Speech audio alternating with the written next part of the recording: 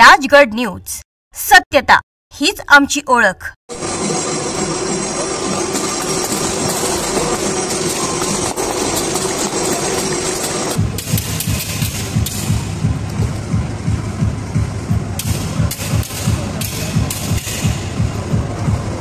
केरळ येथील तिरुवनंतपुरम येथे कलारिपायट्टू नॅशनल स्पर्धा घेण्यात आल्या होत्या। महाराष्ट्रातून एकूण 49 खेळाडूंची निवड करण्यात आली होती। कलारिपायट्टू स्पर्धेसाठी महाराष्ट्रातून अनेक जिल्ह्यातील खेळाडूंनी सहभाग दाखविला होता।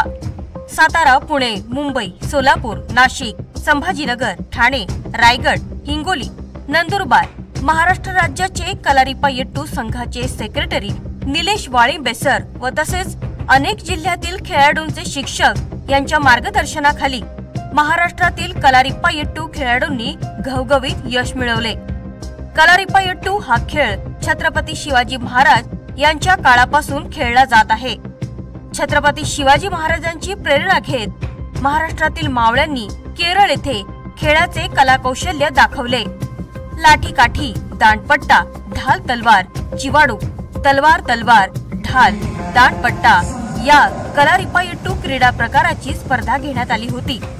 या स्पर्धेमध्ये महाराष्ट्रातून 2 खेळाडूंनी चमकदार कामगिरी करून महाराष्ट्रासाठी सोलापूरच्या सिद्धी मंगेश पांढरे हिने हाय किक या क्रीडा प्रकारांमध्ये कांस्य पदक मिळवले आणि मुंबईचा रिचर्ड कॅटेन याने हाय किक या क्रीडा प्रकारात रौप्य पदक जिंकले।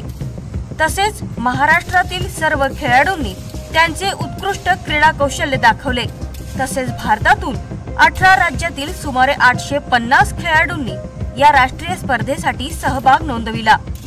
या स्पर्धेसाठी महाराष्ट्राचे सेक्रेटरी निलेश वाळिंबे सर यांनी क्रीडा प्रशिक्षक म्हणून उत्तम प्रकारे कामगिरी पार पाडली। महाराष्ट्रातील खेळाडूंनी केलेल्या उत्तम कामगिरीबद्दल महाराष्ट्रातील खेळाडूंचे सर्व स्तरातून कौतुक व अभिनंदनाचा वर्षाव होत आहे। कलारिपायट्टू ही आपल्या भारताची केरळ येथील पारंपरिक युद्ध कला आहे।